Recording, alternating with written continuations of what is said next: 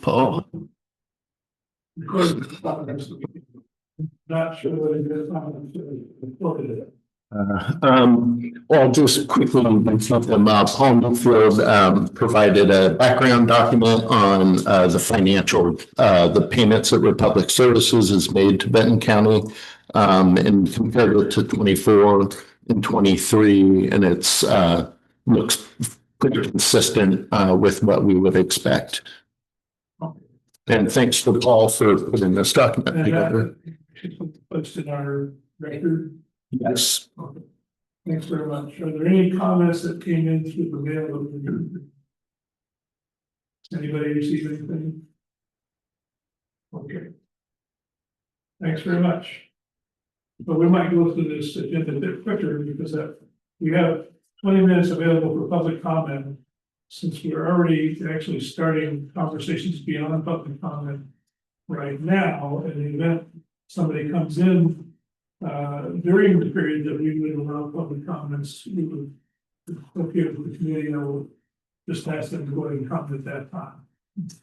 So we will try to expedite the meeting in this fashion. Actually, is this a place where I can ask a question about some of the document information? There's some of the information, like the DSAC Community Outreach Subcommittee, and the people attended with Julie, but it says there's all these concerns. Are we Minutes? Well, is this? I'm not sure. This was part of the little stuff that you handed out. Is behind the notes by Mr. Davis. It talks about the DSAC Community Outreach meeting on September 4th, and it says concerns included in that report and everything else. I didn't know if that ties into what. I think this is an update from the Education Committee's, Education Outreach Committee's last meeting. So that'll probably be addressed when we get to the updates from. Oh, that's the meeting engagement down there. Okay. Yeah. Okay, I just want to make sure I was understanding. Yeah. No, the ones behind, I didn't see. It says DSAC subcommittee.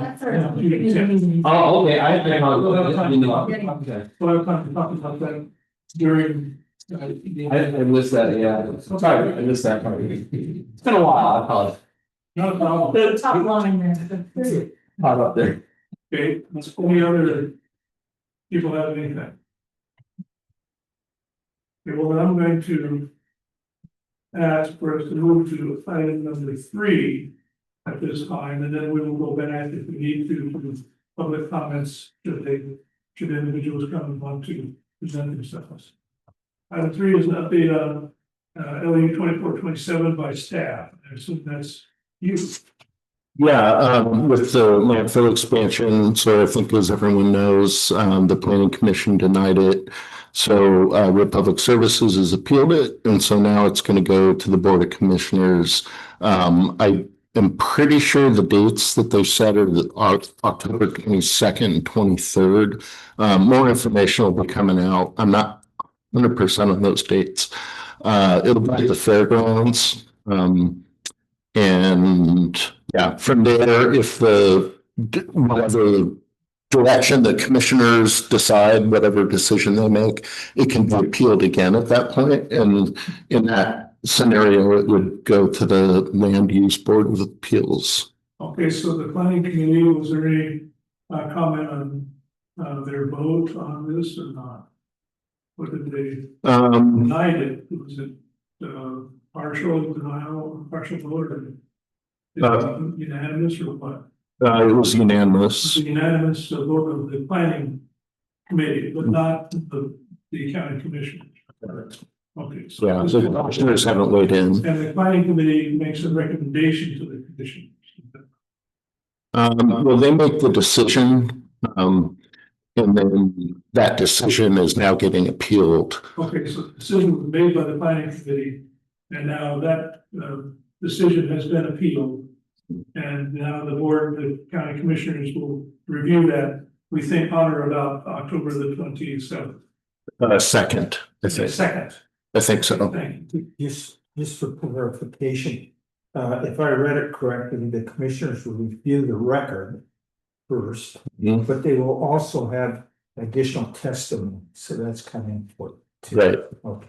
Yep, and that's what the 22nd and 23rd will be as for Additional testimony. testimony has it already been requested at this point, or is there a notice out to the public for testimony at this point or not? I know one press release went out about the status of things. I don't recall if that, if the dates were communicated, that it's going to be the October 22nd and 23rd. But one will be going out again ahead of that. Due to the nature of our committee, it's probably good for us to make sure that information on when people can send in comments is publicly available. Yeah. When I find out about that, I'll ask and then I'll email the DSAC. Thank you very much. Did you say the meeting is at the fairgrounds? Did I hear that correctly? Yeah, Yes. Okay. I think they're expecting a lot of people. So, I just want to make sure I heard that correctly. It's at the Benton yeah, County Fairgrounds, correct? yep. What is the method for announcing it to the public at large? There'll be a press release. I don't know. I'm sure it'll be in the paper.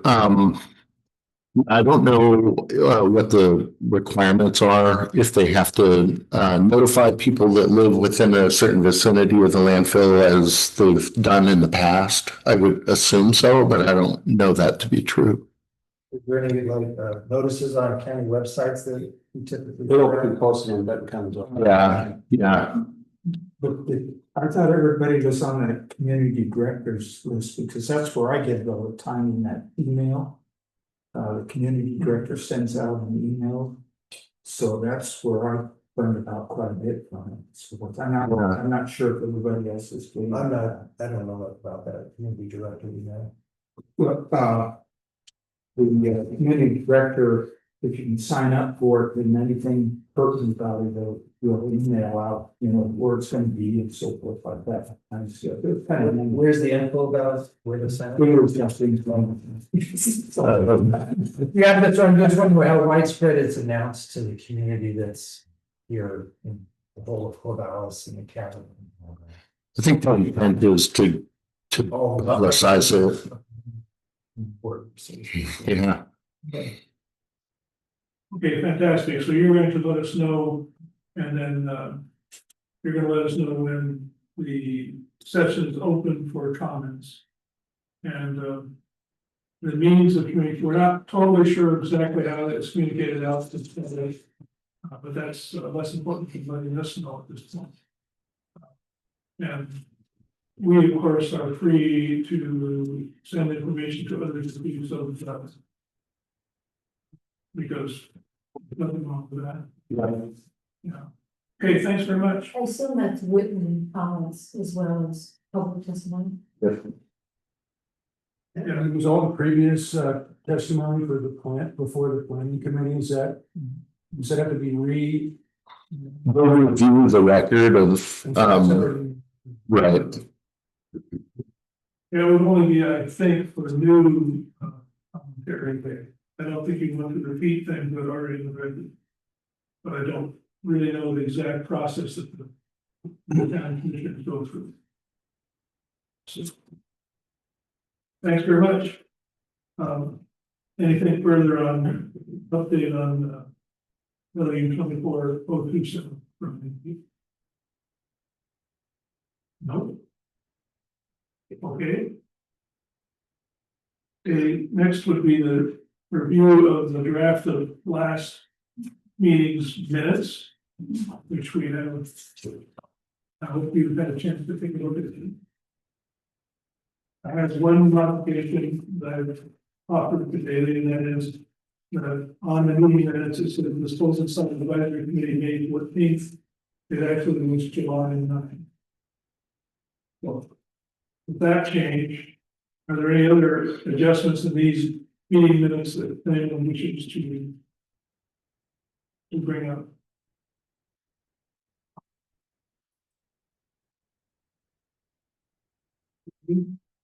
Hearing none, I request you guys to consent to approve the minutes that was written with the adjustment of the date to July 9th. All in favor? Aye. Opposed? It passes, so thank you for doing this.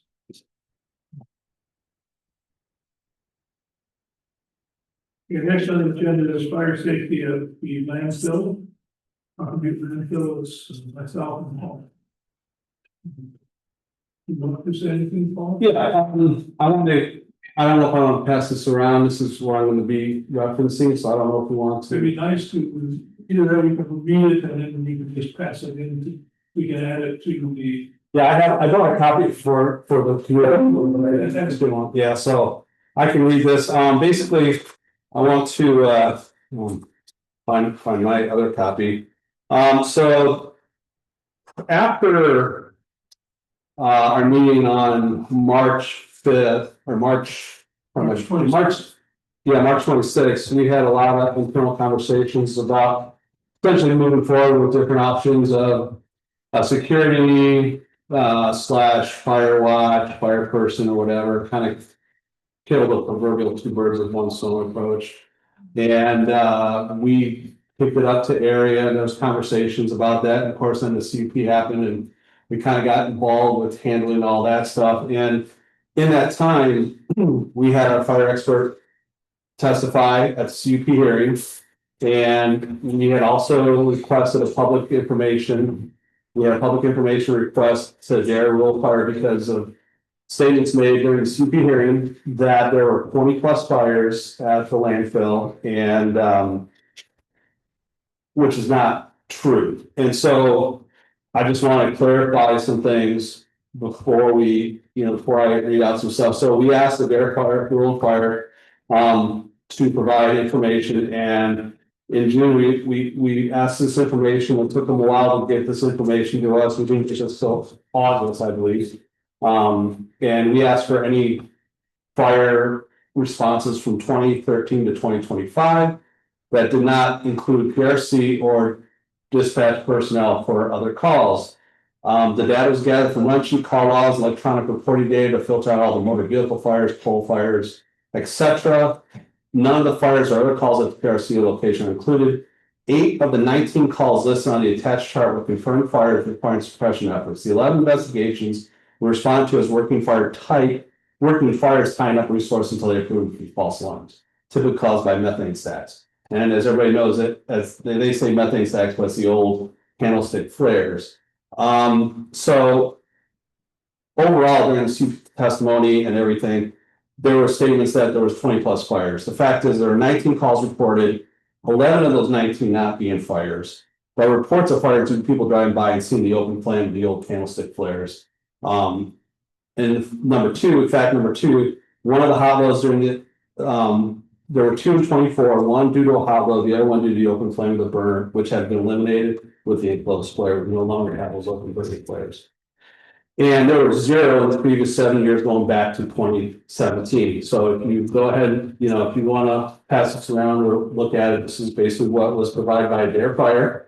And then there are only 8 actual fires responded to by Coffee Butte in the 13-year period by their own records. So the statement that there were 20+ fires was false on its face at the CUP. And basically, I think, we have addressed the hot loads that we encounter. We feel that there's not a 0 chance, but a very minimal risk that fires will take place at the landfill that would get out of control as we maintain a very small working face.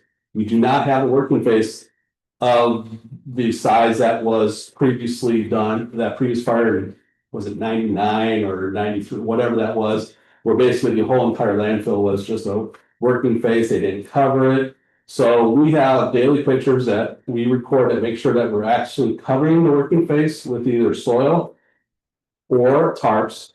And we have those pictures are taken by our working staff every night before we close to ensure that all the trash is covered. And we just all the way down the line, we just feel that at this time, it is not, what's the best way to say it? We are not inclined to add any kind of watch or fire suppression or fire monitoring systems at basically at the time. So that's kind of where our position is right now. We just don't feel that there's not enough data, and according to the rule of fire, there's only been 2 in the last since 2017 last year. So we just don't feel that is the need to have a support or any kind of suppression or any kind of people in place. What about during a red flag warning? The fires haven't taken place during the red flag warning yet. Right. Which I think is fortuitous. Mhm. You know, it's kind of the one out of 100 that could be a real problem. I would argue that I'm more worried about the surrounding vegetation and not the land, not a pile of dirt and pile of soil. I'm more worried about the trees on the hills and in all the properties surrounding us. I'm more worried about that's vegetation. You know, I don't care what you're worried about. I'm just asking, during a red flag warning, wouldn't it warrant to have more eyes on the landfill? I worked at It is a ignition source. It's a known ignition source. no. Yes, it is. If you have fires. I worked at a landfill that had red flag warnings probably 2 weeks in a row. We never had anybody overnight to stay there with 70-mile-an-hour winds, 100-mile-an-hour winds, and never had a fire on that landfill caused by the landfill. Well, There's we're lucky.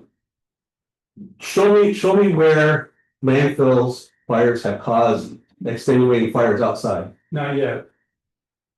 There you go. All right. So I'm just saying, I think, it would be prudent during red flag warning, especially at night, to have the security of somebody watching to see that a fire doesn't spread. And this particular landfill is just, I agree, it's next to that vegetation. The current situation is it's surrounded by vegetation. And I've been to landfills that are a lot closer to vegetation than Coffin View.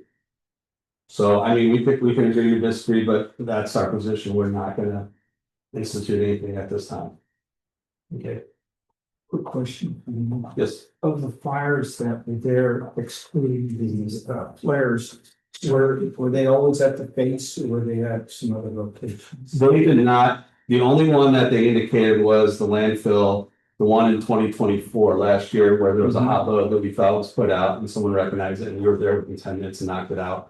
We, based on even the Adair fires during our meeting with David in March, they basically said they have a great working relationship with us. They have no problem, no issues with us. They didn't see any concern. Of course, that changed during the CP hearing where they completely reversed course and completely. But what I'm saying is they did not provide the information for any of that stuff. Most of your activity, I know, is at the base, so Right. I see be more potential there. but Yes. just- So Just let seeing me, if it- let me see if I understand this. Currently, of all the calls, there were 8 actual fires that required Adair to respond during the last 8 years. 1, 2, 3, 4, 5, since 2013, 8 fires. Okay, so that's the last 12 years, so about a little under 1 fire a year. Okay. Okay, so that's what we're seeing. And those are fires that are occurring not during the normal operating conditions, not normal operations. I can't speak to anything behind. They did not provide any more Well, information. what I'm trying to say is that the fire department wouldn't be coming unless either you called it, either the public called them, or they came because somebody called them. Correct. Yeah, so these fires, we may or may not know whether they occurred during operation, but they did require the services of the fire department. Yes. Okay, and the Republic's position is that in spite of the fact that there is a fire approximately once a year, maybe once every year and a half, no action is going to be taken. Correct. At this time. Okay. We reserve the right to revisit it as we move forward. So that's the position that the public has. Okay, committee, I have a question. When they say investigation, did somebody have to come out and investigate? Yeah, they saw a fire. It was basically the open flame, the old open flame flares that we had. It was just like a candlestick with an open flame. We got rid of those. They're now enclosed flares, so there's no chance of that. Does this include the the compost, No, it's stated without not within PRC. Okay, so, I had a few notes myself on this, and so I kind of brought up the question at the beginning. We actually brought up this in October of 2024 to ask if something could be looked at. And then in February, there was an update, and at that point, the Deerfield Fire Department identified some opportunities for improvement, which included some means of looking to see if there is a fire during non-operating periods of the landfill, you know, so that's like maybe they would come by, or there'd be some observation of some kind. Was this the letter from, I received this last week, and so I didn't have any basis. It's the one that Bailey sent me. It says dated September 20th. Well, we. October 10th. Is that the one you're referring to? In April. Fire safety update. Right, oh, I'm talking about one from last It year. was from the fuel fire department. Okay. Okay, Yeah, so now, and we had the joint meeting, which was a very cordial meeting at I agree. the Republic, Mhm. Coffee Central Office. Yes. And that's when, at the same time, there was a presentation, a summary provided by Mr. Davis Mhm. on it. And the summary said that, I'm gonna read from that summary, which is in our minutes already from, Mhm. I believe that the primary concern appears to be after hours fire detection. I think I have that, did you make copies of that? Or not? Okay. I sent. Sorry, which one? I sent the notes by Mr. Davis and some notes of my own. There's it here. Do you have a copy of that? I printed what you just It says below the notes were by Mr. Davis after the 326. Yeah. Notes reported by Mr. Davis, everybody should have a copy of it. Mhm. Okay, so then, along those, it just talked about, of course, the fires are reported by citizens passing by, and that was our only means of discovering those fires. And that, we talked, further discussion focused on fire season, which we're in right now. And we were talking about this back in March before the season, saying that that's really when one's most worried, not necessarily when it's raining, Mhm. but when the season is dropped. Okay. And then we drove down, we learned that the fire department provides red flag days, or somehow that becomes available to be noticed. And that might be a means to trigger some kind of that. And then after that, there were action items, so one of them was the dairy, you mentioned that they did provide some data. Mhm. And they did not necessarily provide some data on current fire detection need. This is where I can tell from what you just said. Right. So you got part of the information, you got the report on what they had visited. But you didn't get any report on what options are available to you. Yeah, we just asked for all calls in 2013 to the landfill. So I'd say that a DRRT hasn't provided any information on ways to detect. No, they have not provided anything. And then you just commented on the discussion of after hour coverage. The answer is that the public does not wish to do that. At the time. Okay. Now I can amend that and I can go back and say, hey, can we talk about red flag days? You might, it would be. I can talk to them, but let's see what I have to pick this up, like everything else, and I can always discuss if. I understand. I would say- You're basically, representative, you're not the authority that makes all the decisions. Don't shoot the messenger. Yes. But I will respectfully ask on red flag days if, say such time that we can consider that. As a, you know, But at the same time, okay, then, I think, the other fourth item here is the public can provide an updated management contact list for the deer. which we did, yeah, took care of that. So, and then there were some other comments on the access code that were presented to the deer. And they're giving permission to cut any locks or whatever. Oh, yeah, we did, yeah. There was quite a comment about discussing discussing having them meet more often with the public to see how things are going. Yeah, I don't know if any meetings have been planned. As far as I'm aware, no, ever since the CP hearings have been happening, there's been no feedback either way, I believe. To my knowledge. Okay, so I've gone through what Davis reported, and I think that is germane to this, and I don't want to speak for the entire committee because there's 6 people here, but I do want to bring up that I think it would be to our best interest to see if we can find a way to detect fires, especially if no one is at the site, if they erupt. They may or may not be in the landfill, okay? But that is an area that is susceptible to fire. And if you can ask the landfill personnel, the public, whether they can contribute to this method, that's great. But I think we should also forward a request to the county, to help support maybe an airborne fire department in some process that they can use. In lieu of the fact that currently we do not believe the Republic is going to be doing anything further than what they currently do. Does that sound fair to everybody here?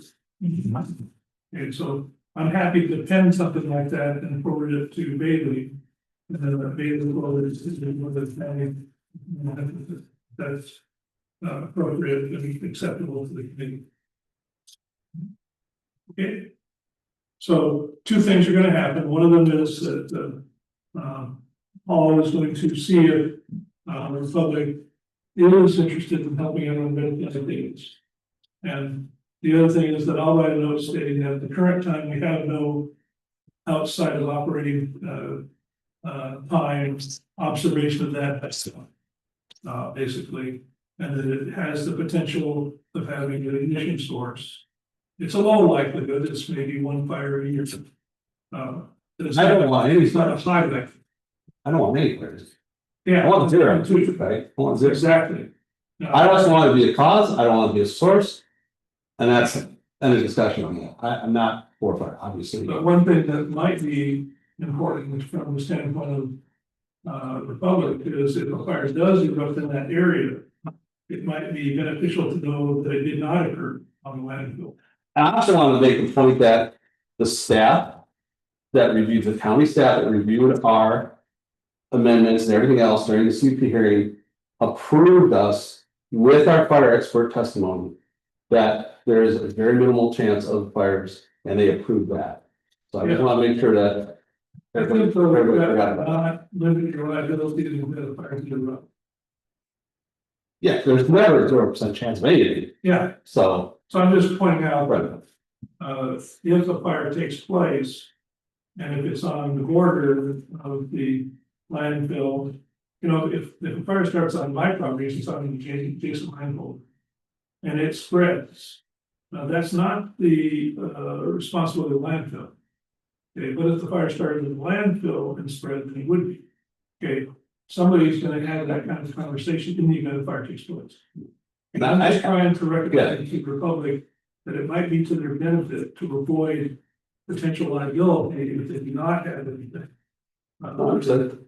Understood. No. Yeah. Okay. Yeah. That's perfectly fine to do that.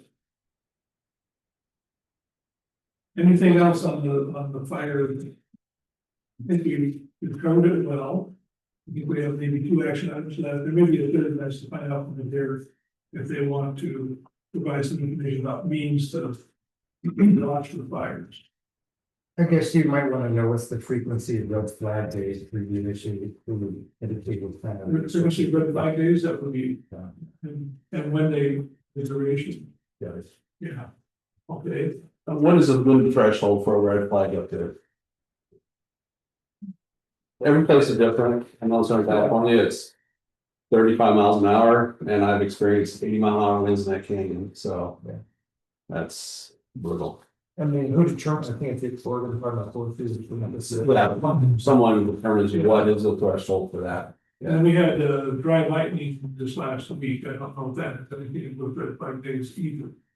Usually it's humidity. Yeah, but I don't know if they call it red flag day if they think that we're gonna have dry lightning. When you get warm and you drive down the humidity with the temperatures and or the wind, then yeah, you can potentially have a drive ID issue as well, I think, Yeah, especially up here, not so much, with locations.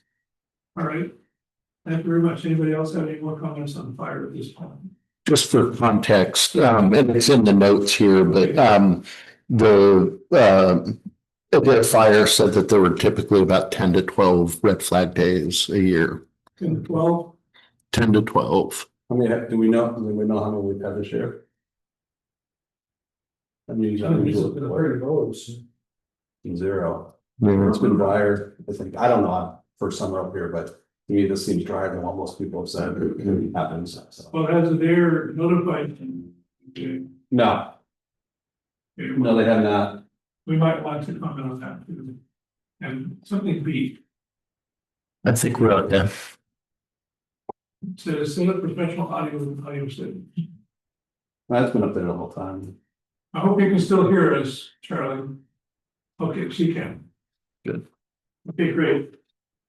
Okay, so I've got a little work to do, which I'll be happy to do, which is have to make sure I know what I'm doing, and I think I do. But I'll take care of that after this meeting. And so you all. Thank you very much. We're blistering along here. It's 6:34, we're still ahead of schedule by far. Do we want to break now? Do you want to keep going? We might get done early. I don't know. Hand off the ice cream for everybody. Bad place. Okay, so let's see, updates from the subcommittee, please. At this point. And I think the odors and methane in Title V permit committee, which I believe I'm the sole person here on that. Jennifer's not here. Well, we met and discussed things we actually went up to the top of View, and you're in the dome I have up there to chat. And we discussed things, and we talked mainly about methane and odors, but not so much on the Title V. We're going to carry that out next. And then during that meeting, the discussion centered upon, well, how do we know where an odor is coming from? Is it the landfill, is it PRC, or is it some other source? And currently, we have no way of knowing. Because if an odor is reported, it's reported by the public because there's no sensors being used. And they don't know, all they know is they smell it. And then they described it on the sheet. And by the way, I did a Google search before I came in here to find out if it made sense how I could report an odor. And it seems to me like Google tells me where to go as it's on the landfill page. It doesn't look difficult. There's a form to fill out, and you just fill it out. So with regards to odors, it doesn't seem confusing or complicated to me. It seems like it's fairly straightforward to report. Okay, so the subcommittee, which is Jennifer and I decided that since we have no way of knowing where an odor comes from, we could fix that if we had detectors on the perimeter. Not that many, maybe 4 to 8 of them. And if those detectors could detect the things which exhibit odors. And then we could, by looking at the concentration of each of these, we can determine whether it's within the landfill or PRC region or not. Yeah. That's something that could happen. It may take a little bit more time to decide how much it might cost. And they don't necessarily need to be on the landfill property. It can be done externally. So as someone who used to test flares and other with what's called continuous emissions monitoring systems. As someone who tests it, each analyzer is $30,000 to $50,000. They have to be calibrated every day.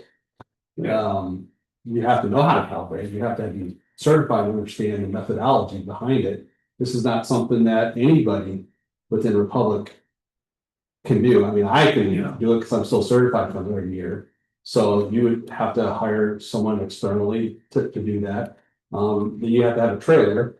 These trailers that we have at other landfills that the county pays for is usually $250,000 to $500,000 for each one. And that's the equipment rental, the trailer and maintaining it for about a whole year. It's about $500,000 for each one. Just to kind of give you kind of understanding. And then you have to understand where you're putting it. If you put it near any kind of traffic or anything, you're going to get impacts from traffic, dust and everything. So they have to be out in areas that are not disturbed, or not, there's not going to be a lot of stuff to be kicked up. Just as somebody who's. Yeah, so it would cost about $8 million a year to, Basically, yeah. Yeah. Pretty close to paying what you want. assuming everything is farmed out, as you mentioned. Yeah, basically, yeah. Well, that discussion can also be carried on with Oregon State because they're actually certified for this stuff. So we can see if they're willing to contribute to such a test. It might be education. Yeah, so, but I don't know. So I want to also discuss and talk about the complaint system. And I do agree that I get, and I've stated before, I get emails from DEQ week and a half later, and I keep pushing for the online. I didn't get those onlines.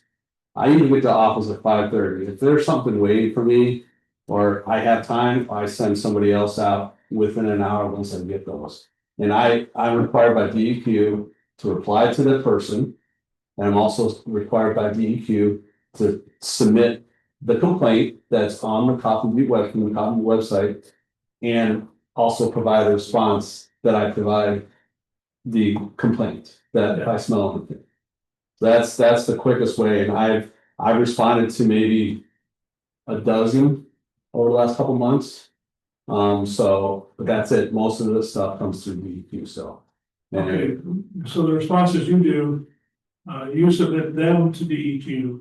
yes, You also send the response back to the person, yes, to me. So I am. the Yeah, so if Mary Smith, this address sends in if I pulled out a complaint saying 5:30, I smelled this. Okay, well, I'll try to go out and get to it as soon as I can. Yeah. Obviously, there's some response delay. I'll go out, I'll get it, they provide their address, I go to their address, I can screenshot their house without the address or any personal information to protect their privacy, so it shows a timestamp. Or if there's no street name or anything, then if there's a street name, I'll take a picture of the street, show that I was there at that time, and then I will include that in my report back to them saying I arrived at this time, the wind speeds were this, out of this direction, so I carry an anemometer with me, and then I say, the only thing I smelled was fresh grass or whatever, and that's my report to them. And then I send that same report to DEQ later that day or whenever I get typed up. Do you typically contact them? I do not contact the person complaining or the person complaining. I don't want to step on private property and cause any issues, so. No, you send them a response. Yeah. With the, Yes, I do not make contact with So you're saying that most of the complaints come through DEQ, not the. Correct, yes, So your method of Googling and searching, it seems straightforward, may not be really wrong. oh yeah, the Google Active was, how do I submit an order to complaint for a Cotton Butte landfill with the first thing it came up with. The previous complaints were that no one was responding, but I've worked to change that to a positive response. Regardless of whatever I see. But your responsible thing could be that the public is not aware of how. Yes. I think- We'll talk about. And our job is in part to help the public understand how to do things. So I think we should do something about that. I think also we should investigate the cost of actually doing this automated system to see if that is feasible. Your information about the cost is great, really appreciate it. And I'm not, first of all, I'm not advocating that this is the requirement to be imposed upon the public. It's air quality, which is important to the county. So how it gets covered and where any funding and support comes from is up in the air, so to speak. So it's up to the county to make that. Yeah, it's up to the county to decide whether it needs to be done, and if it does, how. But I think Jennifer and I will continue on this process to see how we can do that, as well as the possibility of doing a few air samples and find out what is being emitted. Okay, we know something's being emitted, obviously stuff comes out of the landfill, it's no question. And from PRC. We don't have any, we don't know that there's any, evaluation of what comes out, beyond that. Okay, so it'd be nice to know, and most of the things are gonna be decomposition products, sulfur dioxide, hydrogen sulfide, stuff like that. And that's kind of a methane. So It should be nice to know. if you reference the CUP documentation, there is an oil report in the CUP documenting what everything, all that is. So I don't, obviously I don't have that with me, But but I'd be happy to read through it. I have not yet. okay. And It's somewhere in the 6,000 pages. so if you can, that's okay. If you can forward, I'd have to look for, oh, it's on the county website. So yeah, all that stuff is, I just need to know how to get to it. I don't know. yeah, if you go to the county website and you can look at the, there is a link that goes through all the days of all the testimony, everything that was submitted, all the documentation. I've been to it, I can see it in my head, Well, if Dale, if you can assist me to give me some kind of way to know where to go to get this, I'd really appreciate it. Because both Jennifer and I would like to look at that. yeah, it was submitted as evidence. Yeah. Whatever. So we came up with how we could do the analysis. And that's by taking some of their samples and doing them in her lab. Because they have the equipment appropriate to do the analysis. And then a report could be written, but it would be a sampling, it would not be continuously monitored. Just be a spot sample, maybe 4 times a year, just to get an assessment. And that basically would tell us about what we think is coming out of the landfill. And it'd be done like the wet season, the dry season, things like that. So that may happen, it may not. There was a comment to find out if there's any interest from the students at the university to do this kind of analysis, because it's right in their field. That's what they're studying to become, as environmental scientists. They would find this as a convenient way to do some analysis and learn about the field. So if that's the case, we may propose providing a stipend to a graduate student that's doing research in the field anyhow, to take information, data. If the Republic wishes to support this, then the data could be taken in the grounds of the PRC and the landfill. And if Republic does not wish to support this, it can simply be taken right outside of it. We, safety reasons, we're not allowing the landfill. Not allowing the landfill, except for a cure. No, we're not gonna allow that. You can take them outside, but I'm pretty sure I'd have to pass it. Okay, well, Through legal sources and higher ups, but I can almost see the responses, no, you're not gonna, unless it's a permit requirement. We can't take samples on the landfill property. You can take them outside, that's your right, down in public property, but you can't go on the private property. well, I appreciate your position, but not. I think finding out what can be done. Right, yeah. Trying to say that one has to be on the landfill to take samples, because it's not. Yeah, yeah. It's not really that. Oh, maybe I misunderstood you. I thought you said go onto the landfill. If Republic wishes to be a partner in this Mhm. study, Mhm. then it would be ideal to take the samples on the property. Yeah, I don't. That's what I said. Yeah. I don't. If your response is you do not believe Republic would wish to be a partner. No, unless it's a permit requirement and we follow all our permit guidelines the way we're supposed to.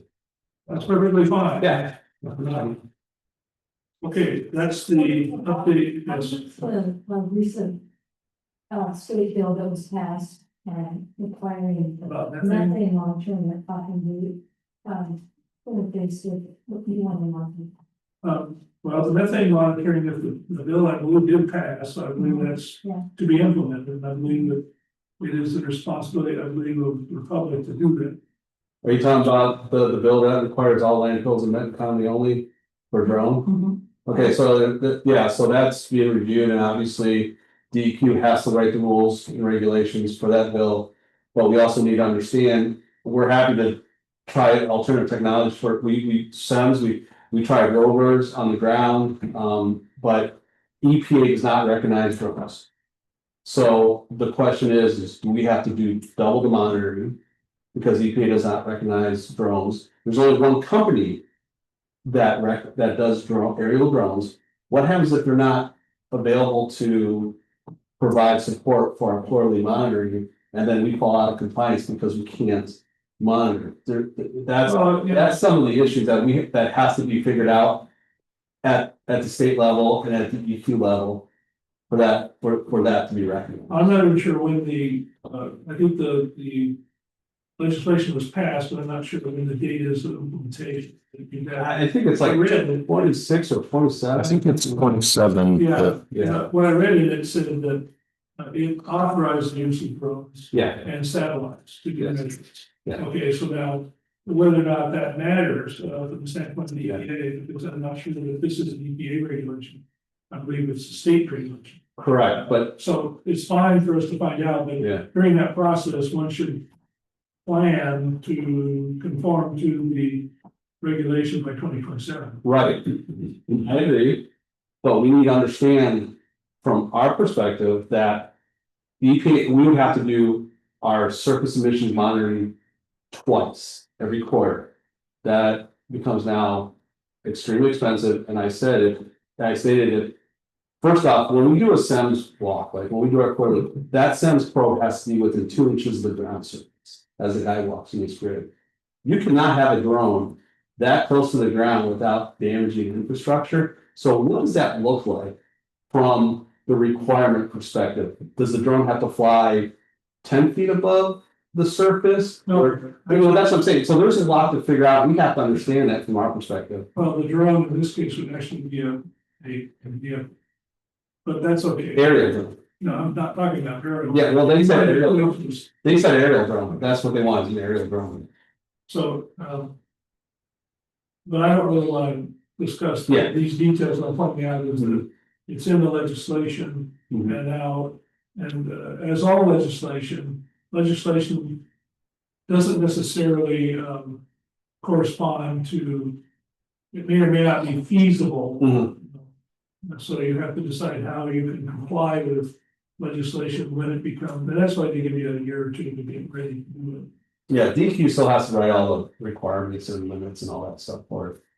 January 27 is when it's supposed to be operational. January 20. About a year and some months. 15 months. Yeah. 15 months. Okay, well, it's worth it to kind of think about how one might do it. And I believe it's doing something about satellite as well. Satellites don't have to be doing something for ground. Okay, But there's more to it. We can talk about that. yeah, there's plenty in there. So that's methane only. You see, the stuff that Jennifer and I were discussing was methane is one element of the emissions, but there's several others, and you don't smell methane. So the odors are coming from something else. That odor detection is an art in itself and a science. Okay, I think we're done with the report on what's going on. The next steps that Jennifer and I are to do is to figure out, like I said, with a graduate student, we've already got one or two lined up that might want to do this project. And then also, we need to study the Title V permit, and we need to assess the cost and how one might go about monitoring the odors automatically rather than manually. To your point, the Title V is in review for approval. So, the current Title V Great. is very old. And DEQ came back to us and asked us to run some calculations, and we have to restart this whole process over again. So, We do, okay. yeah, so that's going on right now. They missed something and we had to redo it. So basically we're restarting, you had to redo calculations and everything. So I have no idea when that new Title V comes out, so I just want to make sure you're aware that if you're going to review a Title V, if you're going to review the old one, that's not going to hold up to where we are. Sure, but it might So, be good for us to review the old one just so we can learn how to review it practice. but yeah, it's going to quite change probably 50%, just because of the language and how old it is, so I just want to make you aware. Yeah, that's sweet, thanks. Okay, groundwater initiate team. Yeah, so Charlie and I are here and Dave wasn't able to make it today. We had a meeting with Seth Sadowski of the Board of DEQ and Dave had written up a report, I think he presented sort of the details of that last time about just sort of the overall monitoring of the groundwater, the age of the wells, the quality of the wells, and whatnot. And so we reviewed that with Seth. And he received one clear and we've through the entire report that we got to be reviewed. And not that he said he would do anything in particular, but he at least had our inputs. And then he brought up during that time that he was currently under review of a revised well monitoring program from the public that we hadn't heard about. And so we're requesting a copy of that from the DSAC. I wonder if that's part of the CP revised, I'm not sure. We're not, the only well stuff that we're proposing is for the expansion. So I'm very interested to know about some revision. Well, He said he said he's in the process of reviewing it already. So I don't know we don't know what it is. We're requesting a copy so we can actually review it as well. Wonder if it's the annual monitoring plan that we submit. Sounds like. I think so. Oh, okay. Follow copy too. Well, we don't have it, so Bailey was gonna make the request. Yeah. Seth. I'm wondering if it's the annual groundwater monitoring plan and or everything we do. Yeah, maybe the terminology was revised, but maybe it's annual. It might be the annual because we just submitted that several months ago. I think you got a copy of that as well, I think, or that comprehensive report. Right. So that's probably what it's like 1,000 pages, so. I'll let you talk with Seth and see what. Yeah, I've put in the request. I think tomorrow's gonna be 2 weeks, so I'm gonna send them another nudge. Okay. It's on their radar. And So so we didn't provide any information. He just said he's reviewing a report. he just said he's reviewing a revised monitoring Okay, plan, okay. and that was news to all of us.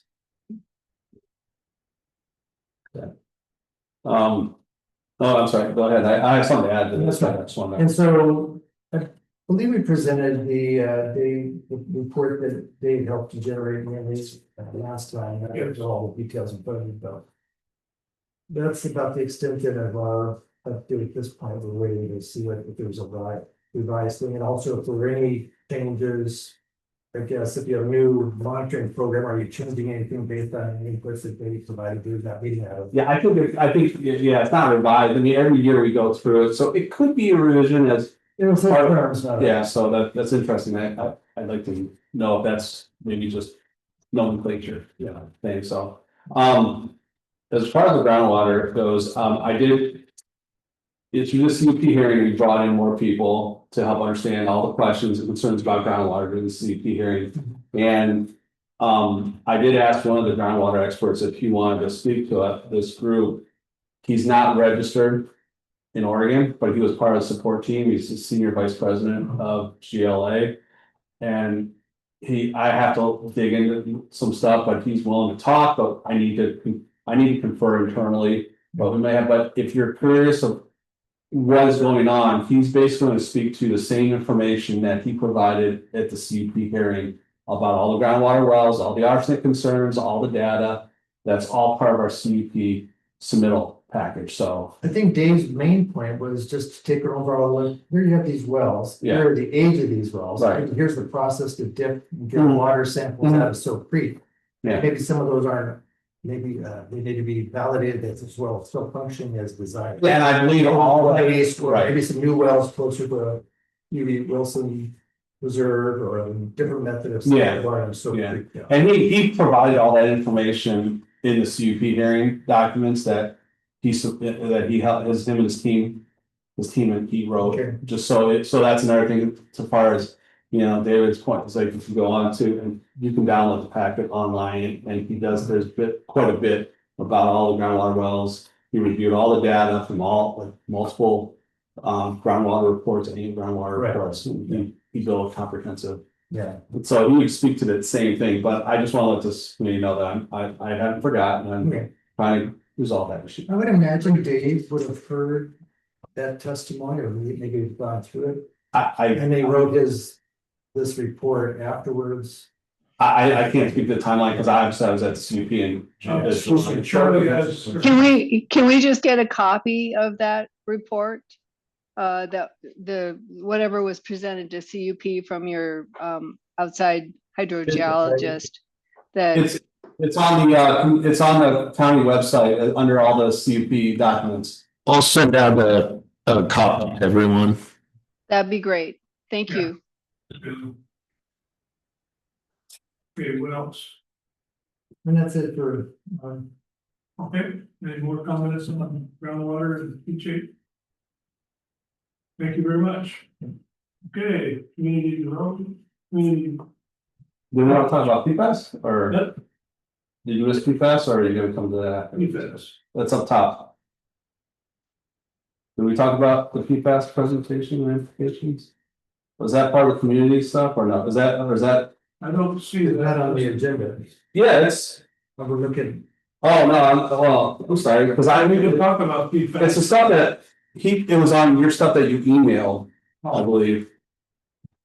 Okay, well, let's You go know, through- Jennifer Fields did a presentation on PFAS last time. Maybe that's what you're looking at.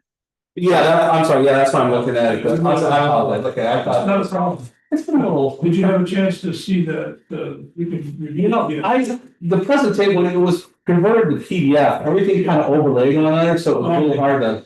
Well, I can ask her to send you a direct. Or something, yeah, I honestly with everything else going on, I completely forgot, but when I looked at it, it was everything somehow got scrunched and it was overlaid on each other. If you have time, you might watch the recording of her. Okay. Okay. There's just one thing that I want to clarify, Sure. and it's a little stuck in my crawl thing, and I apologize, but this statement that constantly comes up is landfill are long-term sources.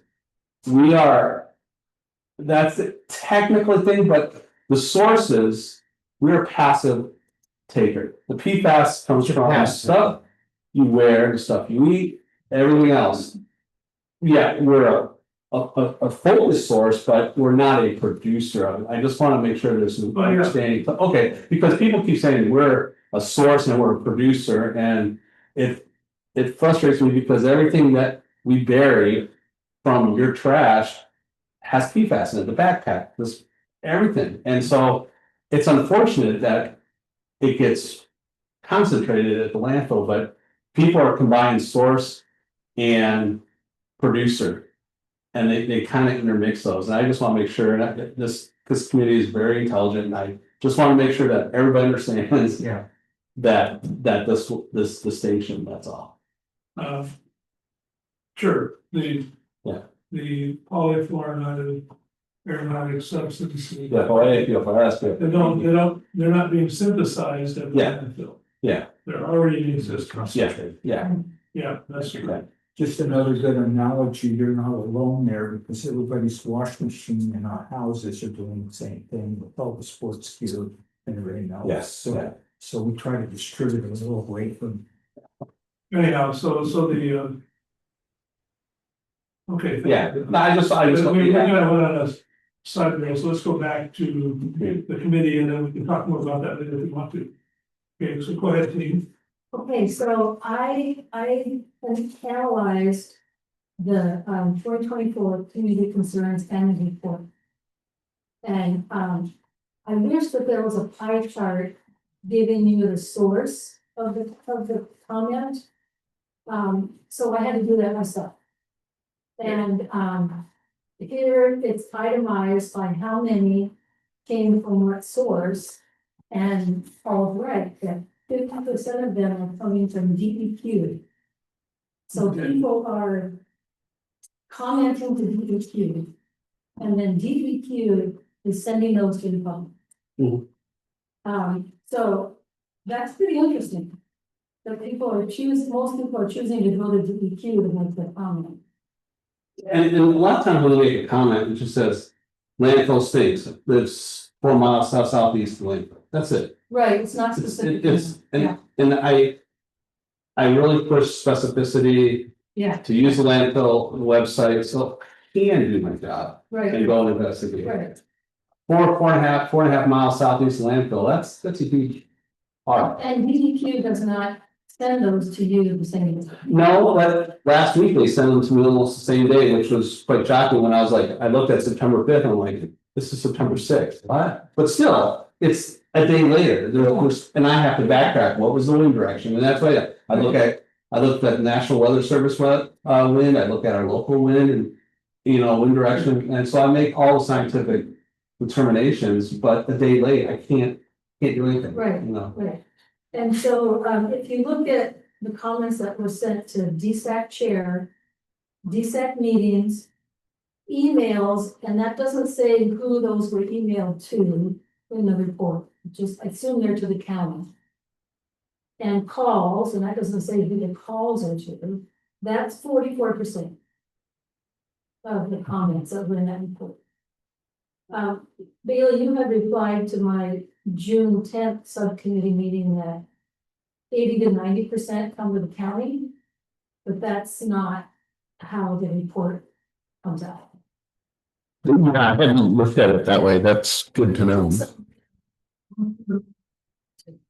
These individual categories. Republic had 11 out of 233, which was 4% of that whole report, were sent directly to the public, according to the report. And then it had a name, like Republic, and then it had a person's name. And I thought that was the person they were reporting to, but evidently that was the person who made the call on our report, which I don't know that we should be putting people's names in there, but, so that was confusing. I thought it was going to all these different people in the public. Is that the one that said remote service received 11 concerns via telephone? Yeah. So I'm kind of confused. I'm like, are they calling and leaving a message? Because I don't get messages via phone. I mean, I've got some calls recently asking about the blasting, and that's it. But I don't know. I'm just curious. Oh, yeah, okay. But so there's just it's very vague, basically. Very vague. Oh, okay. Very good. Okay. And then there were 2 letters in the GT and one letter I assumed to DSAC or didn't. What is GT? Because at that time, Oh, a local newspaper, okay. nobody reads. The local memo. So, like you were saying, you prefer the Coffee Butte website for people to post comments. Mhm. And so when Bob and I met with Julie, we talked about, it's really pretty easy to find if you know to go to the Coffee Butte website and not the Republic website. And then, at the top, there's operations, and then you can find the odor complaint. We would like to change it to just a concern, a general concern, which could include odor. And then, Julie says that is checked every day. Yeah, as soon as someone clicks on that link, there's that information. I don't know if have you ever clicked on a link and seen what's there. It's like a name, an address, the time, everything else. As soon as you hit submit, it comes to a Coffee Butte website or the email address, which I have, and there's many of us that have that it'll pop up in our mailbox, and so I'll see that, and I'll see that right away. So there's no delay. Now, if you put a report in at 4 o'clock in the afternoon saying, for it this morning, I smell something. At 4 p.m. I really can't do anything to go out and investigate. 12 hours later, So it sounds like what we want to do is provide some information to the community that the best NDQ, that the best way to voice a concern is on the Coffee Butte website. And when DEQ forwards you, or does it look like forwarded directly? to you? Yeah, they go directly to me. And then are they forwarded by the same person all the time? Correct. And who is that person? Laura McWard, Laura. MC WHORTEI. I believe, Or I might recorder, I might be butchering that, yeah. Okay. And so when I replied to her on my cover letter. It said, so when I respond to them, the DEQ will then send that response, I believe, to the person. Someone will call and say, obviously when you, let me back up, sorry.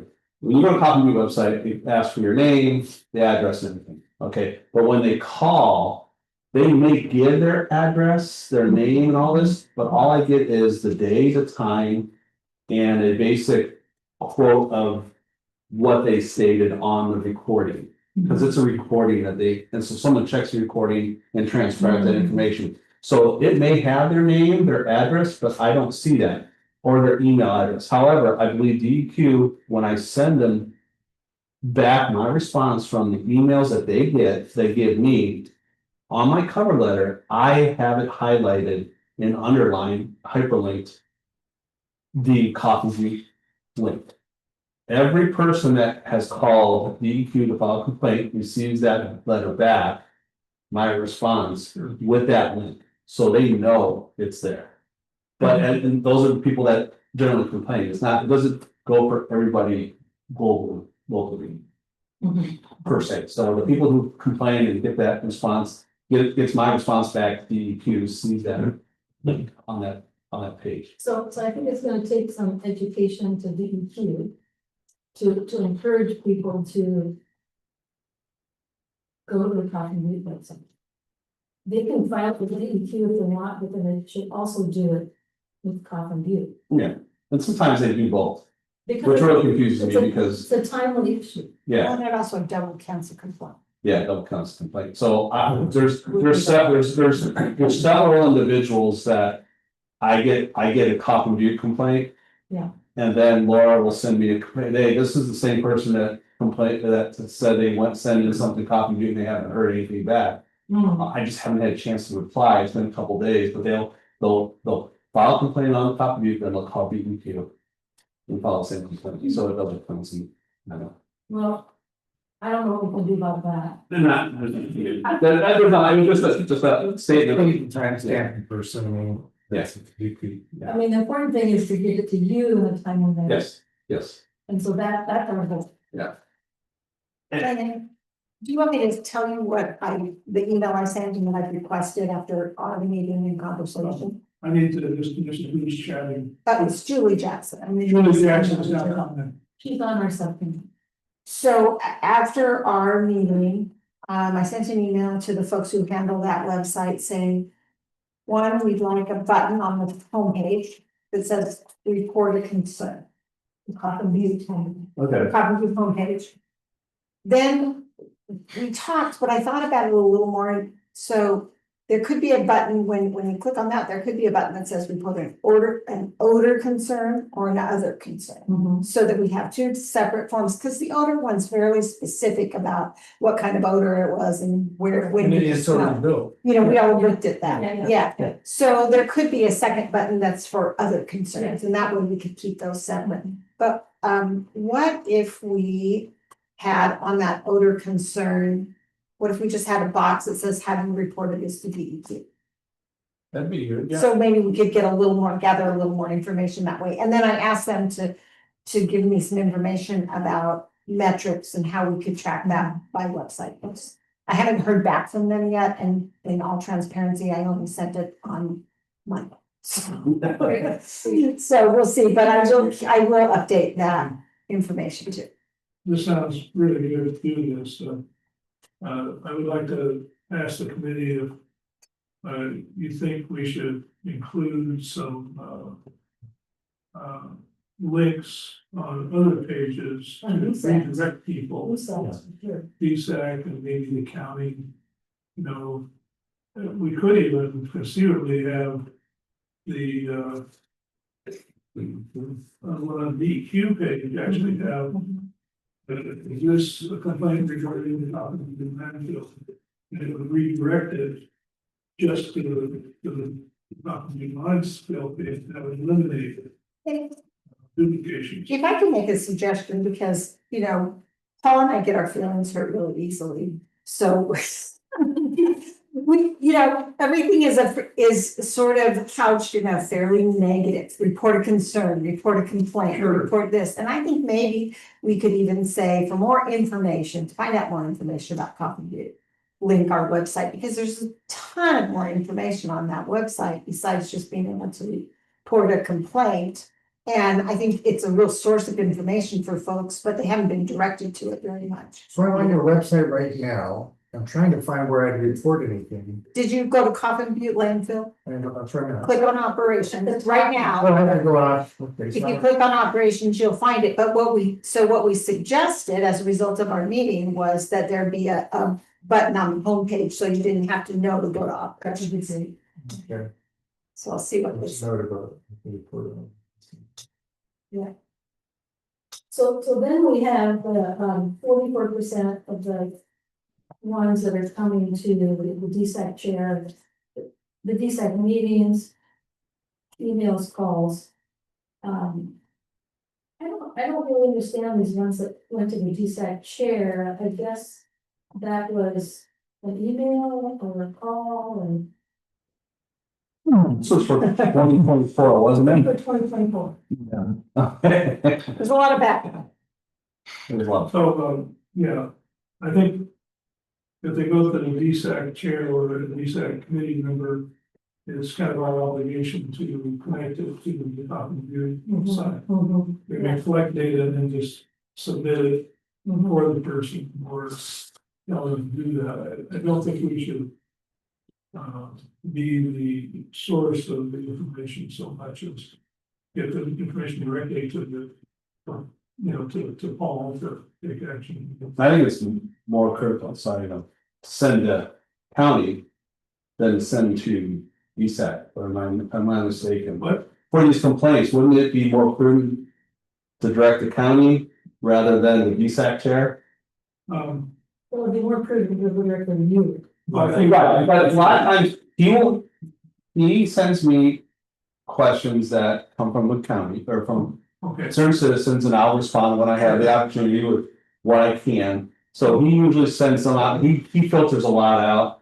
I don't know what, but I get questions from him, for, hey, I got an email from a concerned citizen about this. And I will collect the data and I'll reply to him, so that's what I'm saying is would, because you said you didn't know about the DSAC chair received 58 concerns. Instead of inundating the DSAC chair, wouldn't it be prudent to go through the county as a matter of record, since there's quicker communication? I don't know. What's the okay, best? well, okay, so if you go to any event, and then eventually somebody finds out, like, you're a medical doctor, you find out about everybody's pains, right? Okay, so the same thing is here. Okay, They find out that we're on this committee and they say, oh, it stinks, okay. Yeah. Okay, but we can't really even know if they're talking about the landfill, because they don't know. right, okay. And it'd be better if we redirect everybody to, there's a form there you can fill out. And you can do it, and I don't necessarily say, well, I'm gonna send it to Bailey to then tell them to do the same thing. No. Oh, I see your trend. So, Okay, people will send things wherever they feel they can get some kind of action taken. And if they, but at the same time, I was gonna mention that it might be to our benefit to be aware of what's been done since the last meeting at each meeting, so like, if you get a bunch of commentary, it'd be nice if we had a summary, or maybe we're linked on somehow on the event, so we know what's going on. That's I do that best, but I'm thinking that it keeps us all aware. Well, those are the metrics we're gonna try to gather Yeah, from the website, because as Paul sends back a reply, we should be able to track, yeah, in fact, with I think. if you can find a good software design, which is hard, they could actually add up all this stuff and get a summary for us, Yeah. using very simple software. That give us an assessment. And you said that you had so many this month? like September, I've had 2 this month. I had maybe 5 last time. 5 minutes correctly. that And I came don't from want the- to on your memory, I mean, we track them, we log and track them, I mean, we submitted reports. Great. Annual reports and everything, so yeah, they're trackable, we track all the complaints, so. Yeah, hopefully we'll see more of them once it starts raining. All of the complaints that the county receives are included in the meeting packet that you have. I think there were maybe two. The last one, so that's since our July meeting. So, you're talking about, you talked about what's going on with the committee and you have specific things to do. Yes, And are you taking this action then forward or what's going on? yeah, so Julie's working on the website, Great. we will contact, Laura at DEQ and see if we can, get them to start, sending people to the Coffin Beat website. And then, Bailey, can somebody add that to the DSAC website and the county website? People to go to Republic, yeah, it is on there, and I'll take another look at it and see where it's located. And just also I was gonna add, whenever I get a call or an email, I always direct them to the Republic site and recommend that they fill it out there as well. The DSAC. Or often, yeah. And yeah, so that they can receive the complaint sooner than in the batches that I send them over. So that kind of goes to Julie's point earlier that there's probably some double counting because every time I get a complaint, I say you should also tell Republic. So it could be that they're duplications.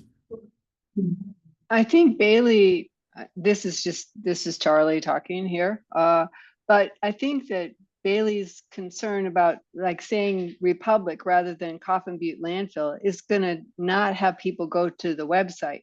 And I think that when there's a concern, because I went to Republic Services website, it does not take you to Coffin Butte landfill. That site is hidden. So unless you know there is a Coffin Butte landfill, I just went to the Republic Services site. And you kind of have to specifically let people know that they can use the Coffin Butte landfill.com. That's a very good site. And there's some minor spelling stuff. I'm just going to say it's not confin on the odor concern.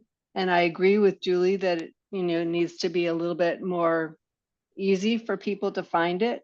But it's a really nice site compared to the Republic Services site. And it's harder to get from the Republic Services site to specifically Coffin Butte landfill. That's all.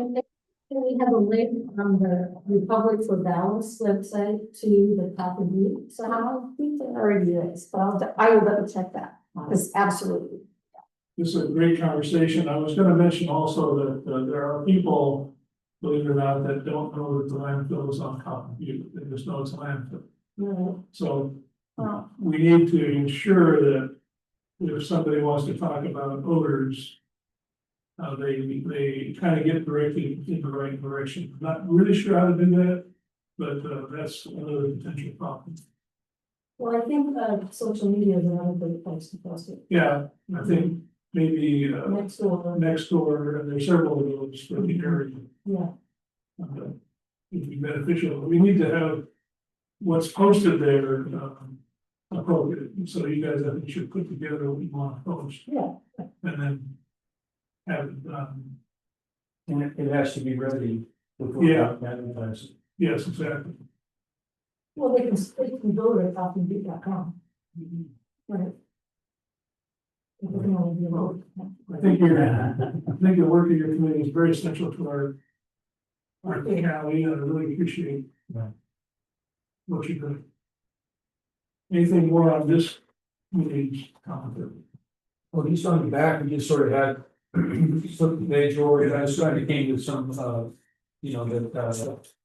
having an audit trail was key, because I think we can just build confidence that we're seeing everything.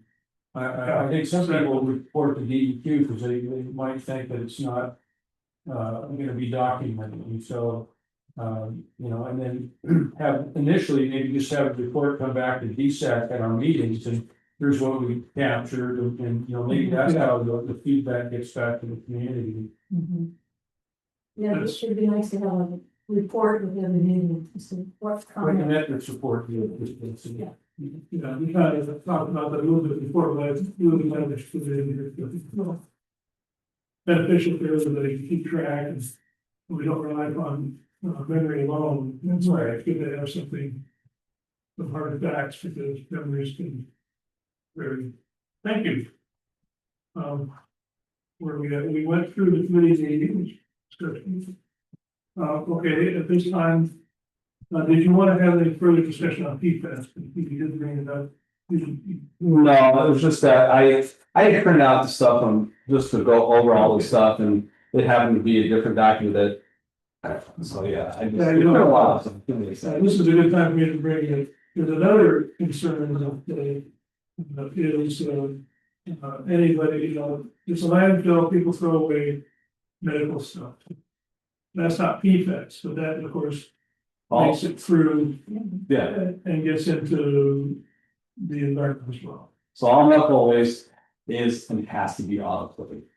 It's supposed to. It is autoclaved, yes, there are special ways. No, but I mean, There, somebody throws. My residential tract Box is of going pills out. in a garbage can. That's what he said. It's not. right, Yeah. but that's why we have liners, so they do not make it outside into groundwater or anything else. Yeah. So, yeah. And to be honest, what comes out of the water treatment plant in Corvallis is the major source of those materials and.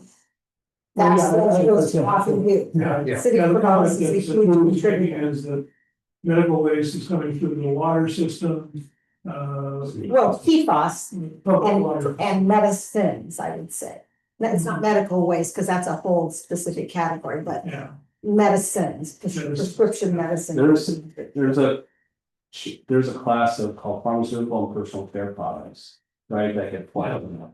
Those are your plastic scrub beads that fish mistakes for cliche and they die, and then, but they develop macro molecules big enough to see under the microscope, these personal care, like you can't use. Yeah. All that doesn't go to landfill, that stuff comes from just from shower and everything else. And those are the biggest, that's a big concern because those can't be broken down and they can't be filtered out by water treatment plants. So there's a dual hit for the water system. exactly. Thanks. Okay, so I will move on to the requests for agenda items and staff requests for next meeting. Anybody know agenda items for next meeting? Just an update on the status of whatever this monitoring plan is that's revised or whatever. Whoever hears about it, yeah. So an update on. What is this? Are we gonna receive, did we receive a monitoring plan for groundwater? Okay. Must do from the DEP. Is that a common practice if you do make an annual revision that DSAC gets to review that as well? DSAC should I should be given all the reports, county should be getting all the reports, I'm sorry, I'm a little behind.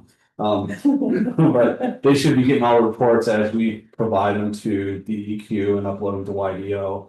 Monthly reports, quarterly reports, semi-annual reports, and annual reports, they should be along. The annual report, we talk about that. Yeah, the annual report is. Is the committee given anything prior to it becoming final?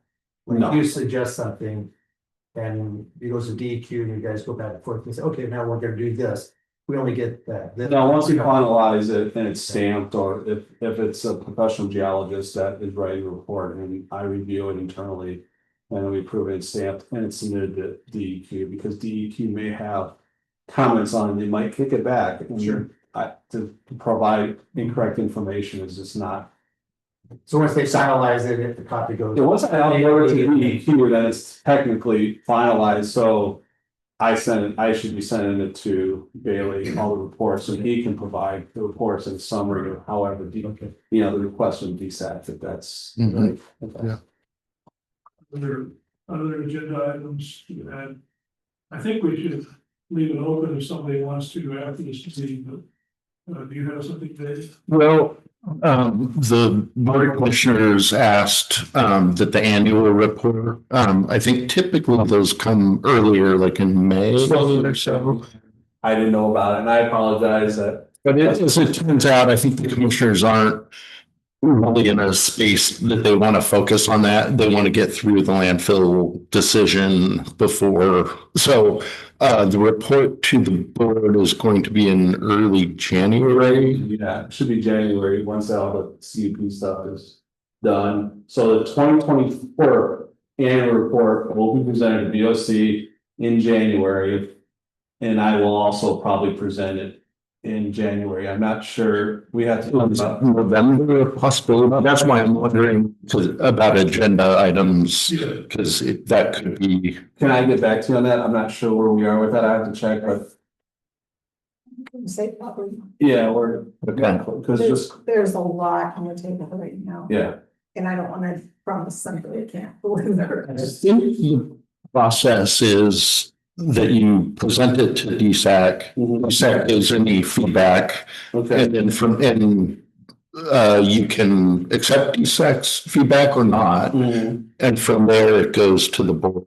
Okay. And that's when the presentation piece of it is. can you give me a little bit? I'll talk about it internally. I'll give you an answer hopefully by the end of this week on that. Okay.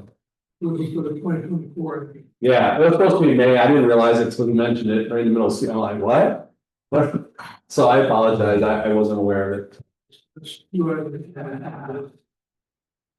Anything else? And then we'll give an update on the website if you like. Yeah, I think each committee is gonna give an update at the next meeting. So that's gonna be expected at least. Okay, so now I have one more thing, and that's next meeting and wrap up. So next meeting is what day, November 10th? I don't know. Correct, it was just. I think so. Anyhow, it's November on a Wednesday. November Second 12th. Tuesday. November 12th. Well, Correct, that's Wednesday now. Okay, fabulous. That's the last meeting that we currently have planned for this year. Okay, because we're now doing them every few months. And a number of the people on this moves into what I was going to find out.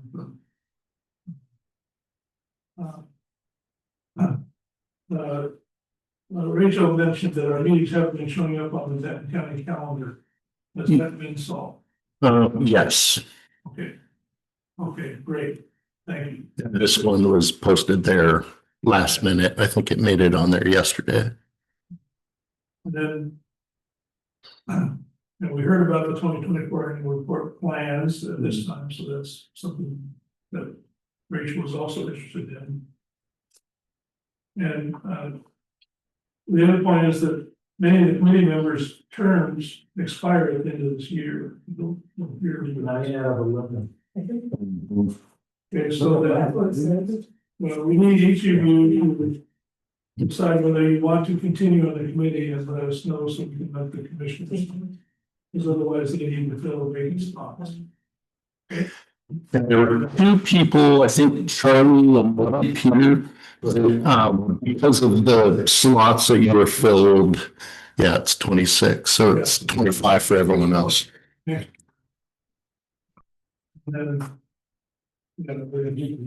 there's 1, 2, 3, 4, 5, 6, 7, 8, 9 that are their terms end at the end of this year. Is that the same for Dave Livesay also? Yeah, Because I know Steve started at the same time as Charlie, but he's been. it's just because of the slot that he was assigned. Okay, so I don't need you to tell me. Yeah, I do realize they said no fact to probably myself and Rachel of your intention to be willing to serve a year. Actually, I think it would be a 2-year 2 years. appointment if you renew. Last thing mine expires too. Yeah, you can tell me when you intended to be. You said- There should be a little infinity. It's been, well, I'm gonna ask that, I think it should be sent to the chairman of the committee, that's in favor. Or do you want to hear, how you know? I am also, of course, interested.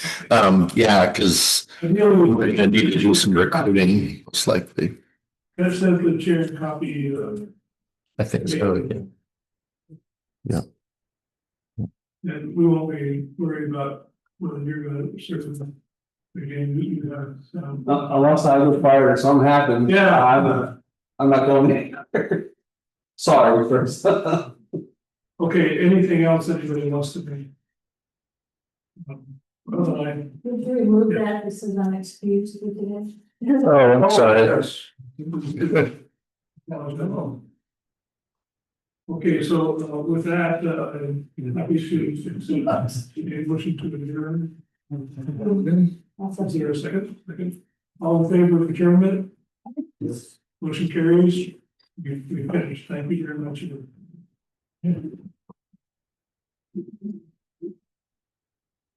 Thank you, Charlie.